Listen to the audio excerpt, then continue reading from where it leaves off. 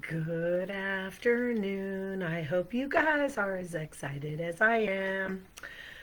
So basically, here's the deal.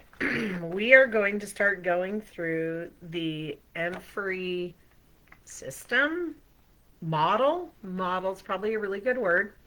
So basically, like we were talking about, 36 principles, 12 practices. Um, Over the next 39 days, I'm going to unpack all of this in relationship to why does it matter? Why do I care? Um, if you are somebody that is loving your life and you're living freely and you wake up in the morning and you're so happy, this probably won't matter to you. If you are somebody, however, who wakes up and you're striving and you're hustling and you know you're trying to get it perfect, you know you're trying to please God, you know that you've been to church, you've given your life to God, you've done all the spiritual practices, you're woke, you're or awake. I know that that has a whole different meaning now. I probably should not have even said that. But you've had your spiritual awakening, like you've done all the things and you still, it's not well with your soul. You are who I'm talking to. If it is not well with your soul, if you spend a significant amount of your day in worry, stress, anxiety, depression, um, like fear of what other people think, you're who I'm talking to, right? This, for me, was like, oh my gosh, everything makes sense now. And since I've been teaching it for the last 5 years, when somebody in that place of, oh, hears this, they're like, oh my gosh, it all makes sense now. Okay. So that's what we're going to go over. Here is my challenge to you. Don't believe anything I say and don't discount anything I say. My sole purpose here doing this 40 days and on this planet is to provide for you a way of processing life that connects you with your creator. Okay? I don't know why you were created. I don't know what plans God has for you, but God does, right? So this is not to say this is a plan for your life. It's actually helps you understand why anything out here that says this is your plan for or this is the plan for your life doesn't make any freaking sense to you.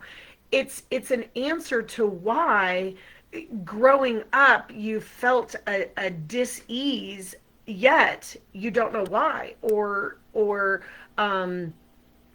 you have searched and searched and searched, and nothing out here, whether it be religion or modalities or healing or self improvement or whatever, why it hasn't worked. Because ultimately, the only relationship that truly, truly, truly matters at the end of the day is us and our creator. And that is the invitation that I am giving you. So again, don't believe what I have to say, because maybe whatever I'm saying, either you're not ready for or isn't for you on this planet. But also don't discount, because maybe if you opened up to curiosity, it might land a little bit differently for you than it ever has before. Or when you allow the possibility of it, maybe tomorrow it lands, maybe a week from now it lands. But if you decide no, you close down the opportunity for it to land. And again, this is not about being right.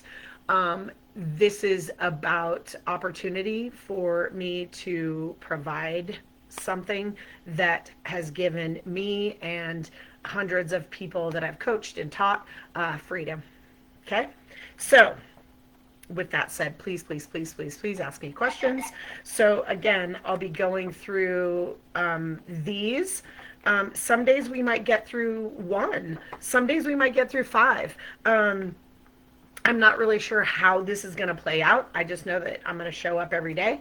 And there's something. Oh, And I'm also, again, going to weave through why it matters, why this is important. And I'm going to say something every single time I get on a live. Every single time I get on a live, I'm going to say the same thing.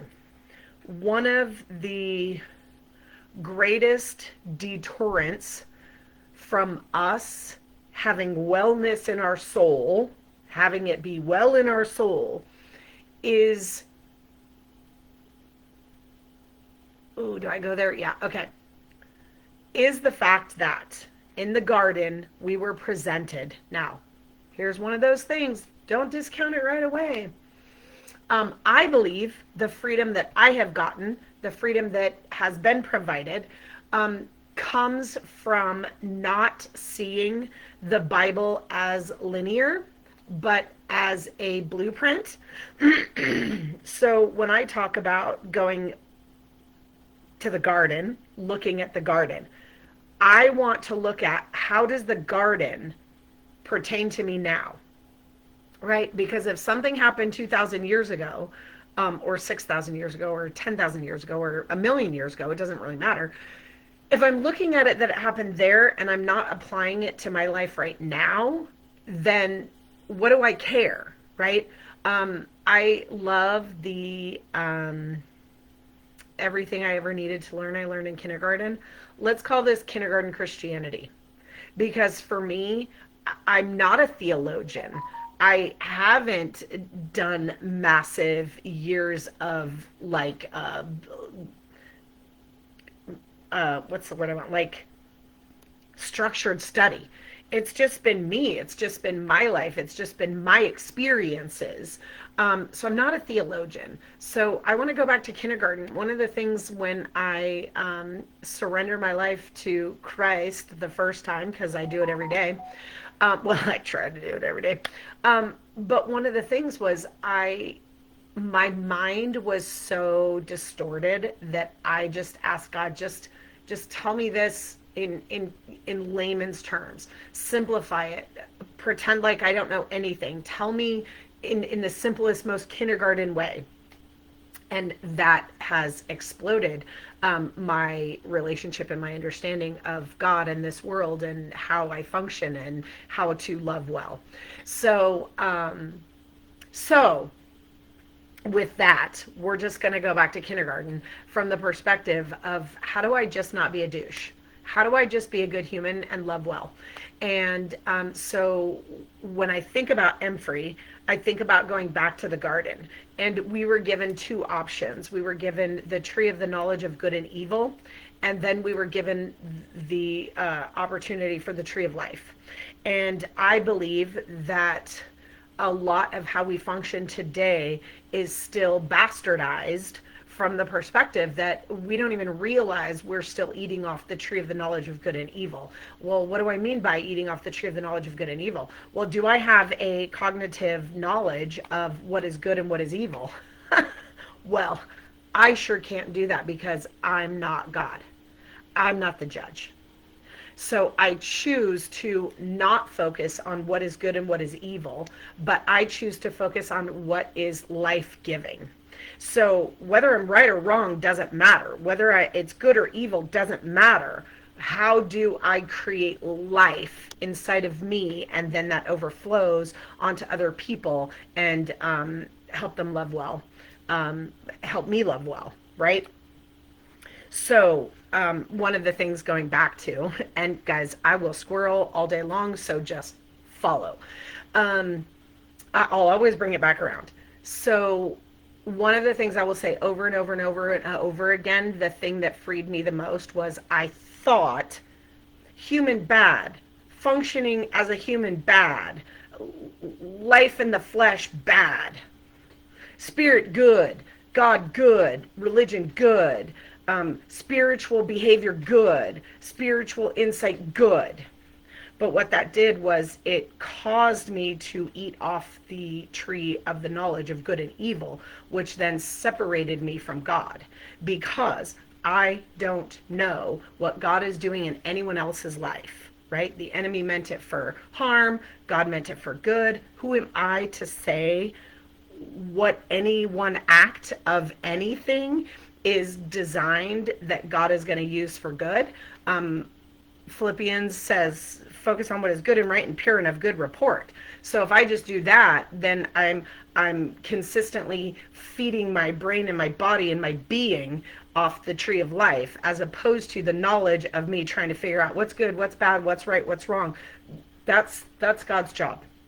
My job, focus on what is good and right and pure and of good report, and eat off the tree of life. Everything has value. Okay, God, how am I going to find value in this? So when I first started teaching this, I very much taught it from the perspective of, okay, guys, here's our humanness, and the goal is the transition into the spiritual side of us. But the longer I taught it, the more I realized, oh my gosh, that's part of the bastardization. That's part of the fatherlessness of that teaching. That's part of the separation that I experience with my father, because I'm eating off the tree of the knowledge of what is good and what is evil, bad human, good spirit. And now eating off the tree of life, saying, no, this is just us. This is how we're designed. This is the blueprint of the human and the spirit. And they're two sides to one coin, and one is not better than the other. In fact, as we go along, you'll start to see how if I apply these spiritual laws apart from the human, it becomes douchey. It becomes the stumbling block for the fullness of my identity and my expression of God himself on this planet. So, with that said, you will hear me every single time. Spirit is not better than human. Two sides to one whole. Two sides to one whole. Heads is not better than tails, and tails is not better than heads. It's two sides to one coin. Okay. Let us begin. Dun, dun, dun, dun, dun, dun. All right. Oh, and one more little nugget of just information. I don't know how this is going to look for time-wise. I don't know how long it's going to take me, 40 days. I mean, it's going to take us 40 days to get through this, but I don't know what we're going to talk about. I don't know. There's 36 principles and 12 practices. Probably, again, we're not going to break it up even. There might be some days that I show up and like I talk for 15 minutes, which I've already done. Sometimes I might talk for an hour. Sometimes I might come on and go, okay, this is the only thing I want you to pay attention today. And it might be 1 minute. Like, I don't know. That's God's job. Somewhere in the Bible it says, why are you preparing what you're supposed to say? Like, show up and I'll give you the words as you speak. That's how I choose to live, to the best of my ability, and just trust whatever God has for us. Okay, so, oh, and I will also take pictures of these and put them in the comments so that you guys can see these. Okay, principal. Now, these are not in any order of, like, this is the most important and this is the least important. It basically was when we first started, I think, the very first time I presented this, I think maybe we had 19 or 20. And then as I learned more, we added more. Then I was like, oh, wait a minute, there's more. So let's take this one off and combine it with this one because they're kind of the same. And who knows if this will change again. But the foundation is here in the 36 principles. All right. Number 1, seen and unseen. Guess which side is on which? On the side of the human law, seen. On the side of the spiritual law, unseen. What does that mean? It means if I can see it with my physical eyes, it's on the human side. If I can't see it with my human eyes, it's on the spiritual side. See, this is going to be simple, guys. It's going to be so fun. Okay. Oh, look at this. Number 2. On the human side, physical. On the spiritual side, non-physical. Some of these things, again, you guys, okay, duh. That's obvious. Moving on. right? There's not a lot of explanation.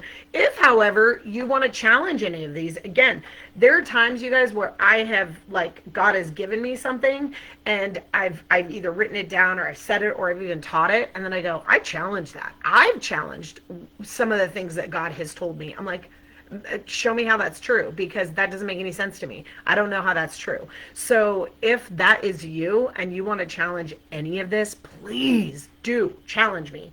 One, it's cool because it just means you want to know that you know that you know. And two, sometimes as people challenge me, it causes me to go, okay, God, I don't know how to help this person understand. Give me more information to give to them. And so then I get to learn more. So that's cool.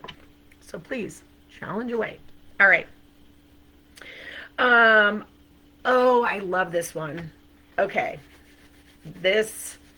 I love this one because, again, this is one of those things that, for me, my teaching in the tradition of choice, which is Christianity, kind of jacked me up with this. And so this is one of my favorites.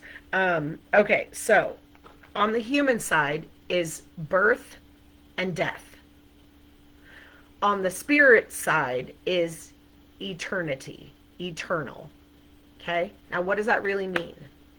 Well, when I looked at in the Bible where it says, if God so loved the world, he gave his only begotten Son, that whoever believes in him shall not perish but have eternal life.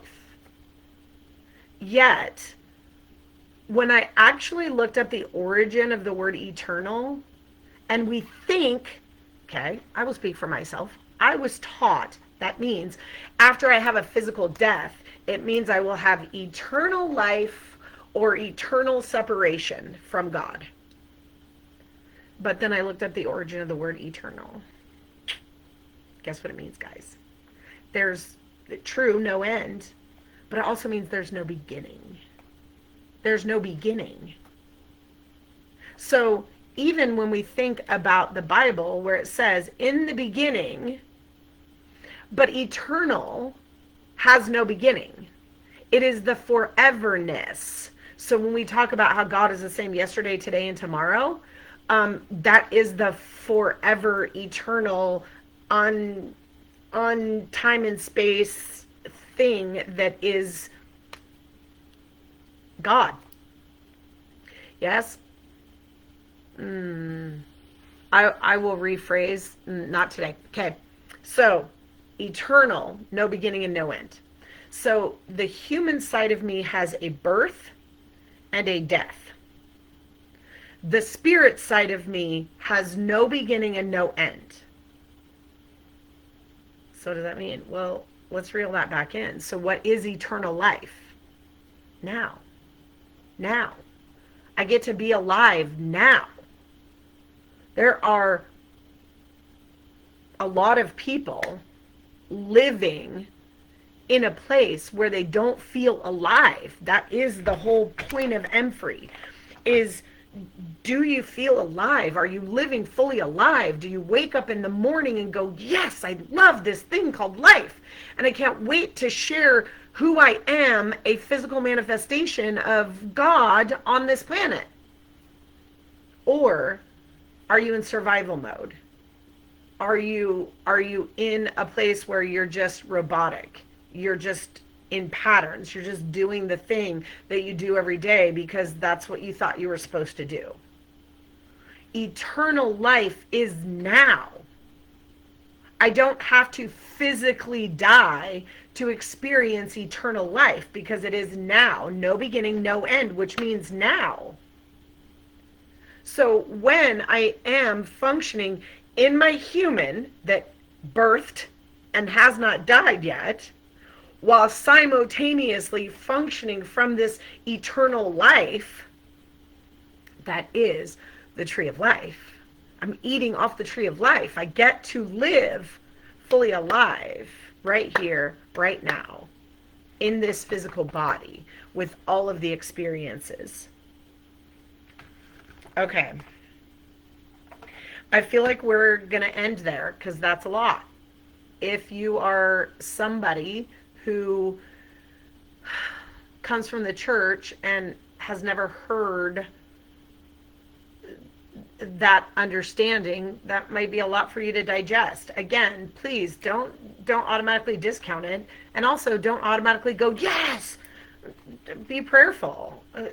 Let that sink into your body. Like, is that true for you in this state of development that you're in?